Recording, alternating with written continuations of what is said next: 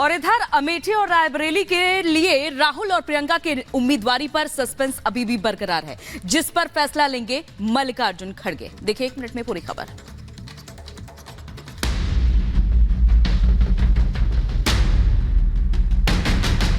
चौबीस के रण में अब तीसरे चरण की बारी है, लेकिन इससे पहले सियासी रण दिलचस्प होते जा रहा है। खबर है कि राहुल गांधी अमेठी और प्रियंका गांधी रायबरेली सीट से चुनाव लड़ सकती हैं। सूत्रों के मुताबिक कांग्रेस सीसी की बैठक में ये प्रस्ताव दिया गया। हालांकि आखिरी फैसला कांग्रेस अध्यक्ष मल्लिकार्जुन खड़गे को करना है। सीसी की बैठक में कांग्रेस नेता केसी वेणुगोपाल, प्रताप सिंह बाजवा और अमरिंदर सिंह राजा वड़िंग समेत कई दिग्गज शामिल थे। दावा किया जा रहा है कि जल्द ही बैठक कर अमेठी और रायबरेली पर कांग्रेस उम्मीदवार का ऐलान कर सकती है।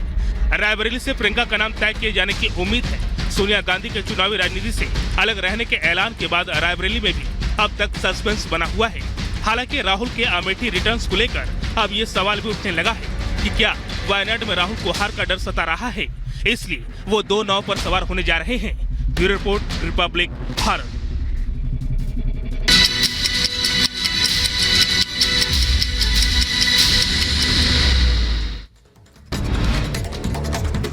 नैनीताल के धधकते जंगलों में लगी आग। बेकाबू जंगल में लगी आग का दायरा लगातार बढ़ता जा रहा है। अब तक लाखों की वन संपदा जलकर खाक हो गई। आग लगने से भीमताल, रानीबाग, परसोली, तिरछा खेत, बडवागार, जोलीकोट, बेताल घाट और रामगढ़ के जंगलों की वन संपदा को भारी नुकसान पहुंचा। नैनीताल के जंगलों में लगी आग को बुझाने के लिए सेना ने संभाला मोर्चा। MI-17 हेलीकॉप्टर के जरिए जंगलों में लगी आग पर लगातार पानी की बौछार की जा रही है। भीमताल झील से पानी भरकर पाइन्स क्षेत्र की आग बुझाई गई। नैनीताल के आसपास की सभी झीलों की बोटिंग को रोका गया है। प्रशासन जल्द आग पर काबू पाने का दावा कर रहा है। नैनीताल से लगे भूवियाधार, जूलीकोट, नारायण नगर, भवाली, रामगढ़, मुक्तेश्वर के जंगल में लगी हुई है आग। जंगल में लगी भीषण आग को लेकर सीएम धामी ने किया हवाई सर्वेक्षण। वन विभाग के अधिकारियों के साथ बैठक की। वन विभाग के अधिकारियों और कर्मचारियों की छुट्टियां रद्द की। बोले जंगलों में आग लगाने वाले अराजक तत्वों के खिलाफ होगी सख्त कार्रवाई। यूपी में शाहजहांपुर की वन रेंज खुटार में देर रात लगी भीषण आग। वन विभाग में हड़कंप मचा। कई एकड़ में फैले पेड़ पौधे जलकर खाक हो गए। जानवरों के भी आग की चपेट में आने की सूचना। कड़ी मशक्कत के बाद आग पर काबू पाया गया। मध्य प्रदेश के धार में अवैध हथियार की फैक्ट्री का पुलिस ने पर्दाफाश किया। 22 देशी कट्टे समेत हथियार बनाने की सामग्री जब्त की। मौके से पुलिस ने 4 तस्करों को गिरफ्तार किया। 3 लाख रुपए से ज्यादा के अवैध हथियार भी बरामद हुए। यूपी के बुलंदशहर में एक महिला टीचर ने जमकर हंगामा किया। अपने पड़ोसी के घर में घुसकर जमकर तोड़फोड़ की। वीडियो सोशल मीडिया पर वायरल। खड़ी कार को ईंट से तोड़ती दिखाई दे रही है महिला। आरोप है कि महिला टीचर ने जानलेवा हमला भी किया। गुजरात में एटीएस और एनसीबी की साझा कार्रवाई में बड़ी सफलता। 3 राज्यों में नशे के कारोबार का नेटवर्क ध्वस्त हुआ। एनसीबी और एटीएस के मास्टरमाइंड समेत 7 लोगों को गिरफ्तार किया गया है। 30 करोड़ से ज्यादा ड्रग्स भी बरामद किए गए। यूपी के बुलंदशहर में पुलिस की बड़ी कार्रवाई। लूट और हत्या के आरोपी को पुलिस ने गिरफ्तार किया। दिल्ली के एक मर्डर केस में जेल जा चुका है हत्या का आरोपी।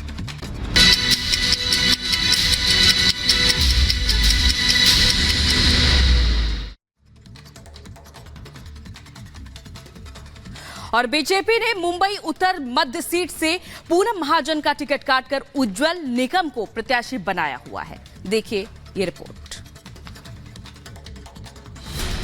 लोकसभा चुनाव में बीजेपी ने एक-एक कर कई दिग्गजों का टिकट काटकर नए चेहरे को जगह दी है। अब इस लिस्ट में मुंबई उत्तर मध्य सीट से सांसद पूनम महाजन का नाम भी शामिल हो गया है। बीजेपी ने पूनम महाजन का टिकट काटकर वरिष्ठ वकील उज्जवल निकम को प्रत्याशी बनाया है। बीजेपी से टिकट मिलने पर उज्जवल निकम ने पार्टी का आभार जताया है। उन्होंने कहा कि बीजेपी ने मुझे ये बड़ी जिम्मेदारी दी है। ये मेरी दूसरी इनिंग की शुरुआत है। मैं बहुत खुश हूँ क्योंकि एक बहुत मेरे पर जिम्मेदारी है। Second inning of my life है, क्योंकि आज तक तो मैं कोर्ट ऑफ लॉ में प्रैक्टिस करता था। आज मैं इसे टेम्पल ऑफ डेमोक्रेसी में मौका मुझे मिलेगा, ऐसी मेरी उम्मीद है। उज्जवल निकम 26/11 मुंबई हमले में शामिल आतंकी अजमल कसाब को फांसी दिलाने वाले वकील हैं। यही वजह है कि बीजेपी ने उन्हें टिकट देकर राजनीति में नई पारी की शुरुआत करा दी है। अब उज्जवल निकम मुंबई उत्तर मध्य सीट जीतकर बीजेपी के खाते में डाल पाएंगे। ये तो 4 जून को ही साफ हो पाएगा। Bureau report, Republic Bharat.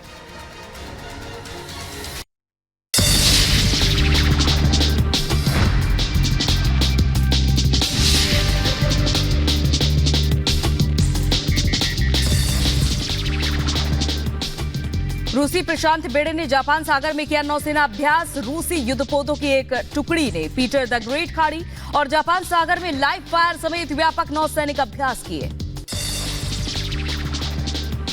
Yemen के हौथी विद्रोहियों ने एक बार और अमेरिकी ड्रोन को मार गिराया। ड्रोन को निशाना बनाकर किए गए मिसाइल हमले का हौथी विद्रोहियों ने वीडियो जारी किया। वीडियो में अमेरिका ड्रोन का मलबा पड़ा मिला और हौथी विद्रोहियों ने गाजा इजराइल के युद्ध के विरोध में एक और अधिक हमले की चेतावनी दी है। इजराइल ईरान में तनाव के बीच इराक के गैस फील्ड पर ड्रोन का हमला। ड्रोन हमले में 4 प्रवासी कर्मचारी मारे गए और कई के घायल होने की खबर। हमले का सीसीटीवी आया सामने। अभी इस मामले की जिम्मेदारी किसी संगठन ने नहीं ली है। केन्या में बाढ़ ने तबाही मचाई। लगातार इस तरह की खबरें सामने आ रही है। 70 लोगों की मौत।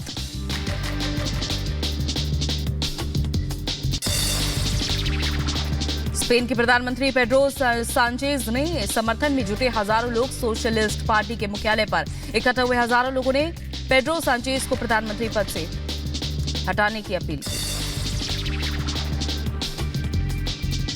उधर नीदरलैंड में लोगों का प्रदर्शन देखा गया। एम्स्टर्डम में लोगों ने मनाया किंग्स डे।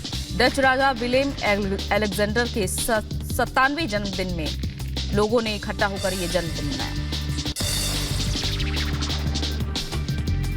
ताइवान की राजधानी ताइपे में परमाणु हमले के खिलाफ लोगों ने किया विरोध प्रदर्शन। परमाणु ऊर्जा संयंत्रों को बंद करने की मांग की। बारिश के बीच प्रदर्शनकारियों ने रेनकोट और पुआल टोपी पहने हुए रोड पर लेटकर प्रदर्शन किया। ये तमाम दिग्गज अलग अलग जगहों पर चुनाव प्रचार करेंगे। तीसरे चरण के लिए अब चुनाव प्रचार का जोर देखा जा रहा है, जहां सुपर प्रचार होगा 400 पार। ये नारा लगातार पीएम नरेंद्र मोदी अपनी हर रैली में देते हुए नजर आ रहे हैं। तो वहीं 80 में से 80 वाला शाह प्लान भी क्या पूरा हो पाएगा, जो बीजेपी की ओर से नारा दिया गया है।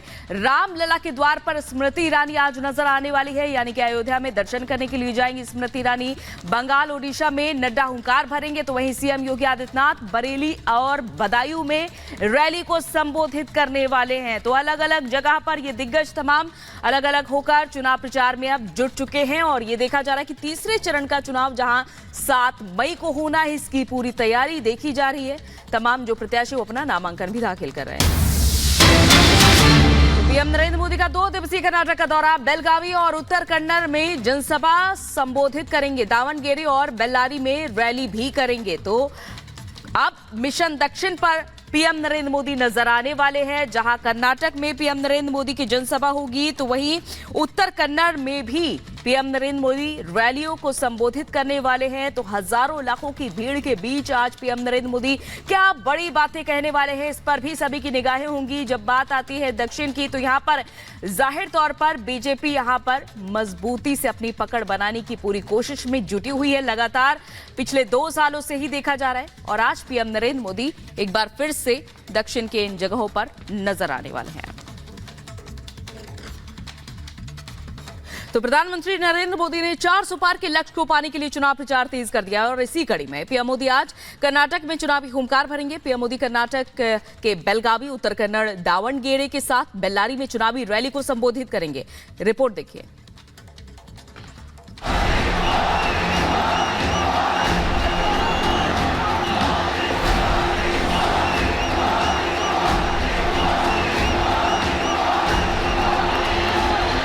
गरीबों की सरकार, युवा को अवसर देने वाली सरकार,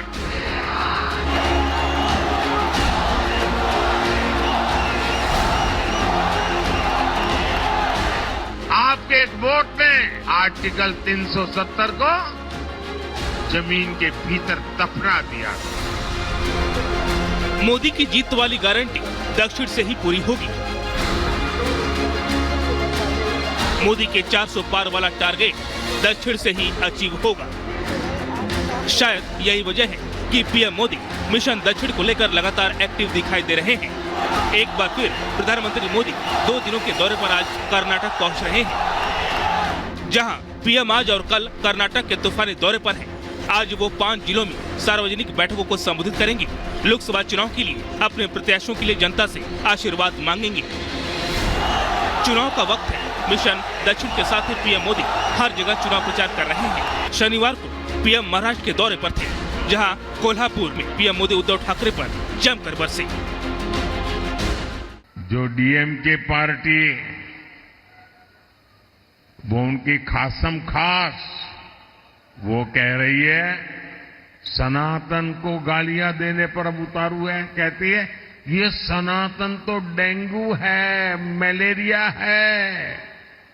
और जो लोग सनातन के विनाश की बात करते हैं, उन्हें इंडी अगाड़ी के लोग महाराष्ट्र बुलाकर उनका सम्मान करते हैं।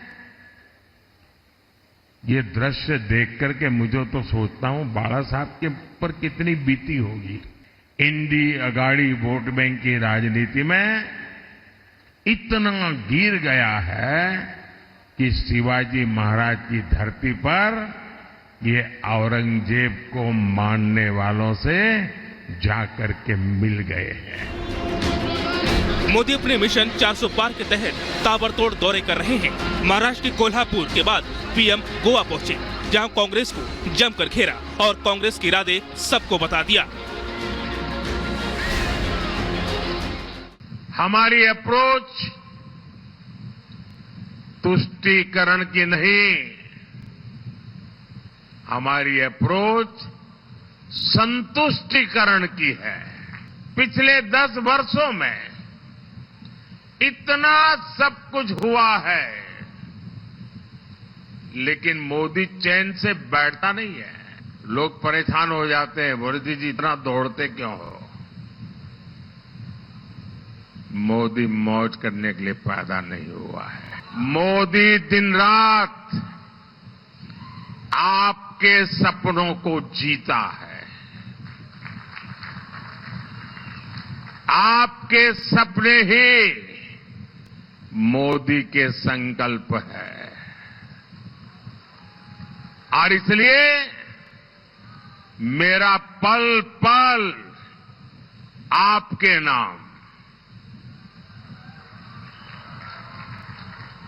मेरा पल पल देश के नाम। 2024 के चुनाव में एनडीए 400 पार के लक्ष्य के साथ मैदान में है। 2 चरण के चुनाव के बाद आगे के लिए रणनीति काफी अहम है। ऐसे में हर राज्य और प्रदेश की अहमियत पीएम बखूबी जानते हैं, जिसे देख पीएम ने गोवा से एक नया नारा दिया। मैं जरा एक दूसरा नारा बुलवाता हूं आपसे। मैं बोलूंगा, लेकिन अब आपको बोलना है फिर एक बार, ठीक है? गरीबों की सरकार, एससी एसटी ओबीसी की सरकार, युवा को अवसर देने वाली सरकार, महिलाओं को सुविधा देने वाली सरकार, फिशरमैन को समर्पित सरकार, टूरिज्म को बढ़ावा देने वाली सरकार, किसानों का कल्याण करने वाली सरकार, भारत को आधुनिक बनाने वाली सरकार। अब पीएम मोदी आज एक बार फिर से कर्नाटक दौरे पर है, जहां 28 लोकसभा सीटों में से 14 पर 26 अप्रैल को दूसरे चरण में मतदान हो चुका है। बाकी बचे 14 सीटों पर तीसरे चरण यानी 7 मई को मतदान है। जिन 14 सीटों पर मतदान है, उनमें चिक्कोडी, बेलगाम, बागलकोट, बीजापुर, गुलबर्गा, रायचूर, बीदर, कोयल, बेल्लारी, हवेरी, धारवाड़, उत्तर कन्नड़, देवगिरी और शिमोगा है। मिशन साउथ के लिहाज से कर्नाटक बीजेपी के लिए काफी अहम है, क्योंकि 2019 के लोकसभा चुनाव में कर्नाटक में बीजेपी भगवा फहराने में कामयाब रही थी। 2019 में यहां बीजेपी 28 में से 25 सीटें जीतने में सफल रही थी। वहीं कांग्रेस और जेडीएस एक-एक सीट पर सिमट कर रह गई थी। Bureau report, Republic Bharat. और 24 के चुनावी रण के लिए तमाम दिग्गज अलग अलग क्षेत्रों में जाकर के प्रचार करेंगे। तो आपके एक क्षेत्र में कौन सा दिग्गज आने वाला है, देखिए इस 1 मिनट की रिपोर्ट में। 2024 का चुनावी किला फतेह करने के लिए बीजेपी पूरी तरह कमर कस चुकी है। 2 चरणों के बाद अब बारी तीसरे चरण की है, जिसके लिए बीजेपी के तमाम दिग्गज नेता लगातार मैदान में हैं, चुनाव प्रचार कर रहे हैं, जनता से आशीर्वाद मांग रहे हैं।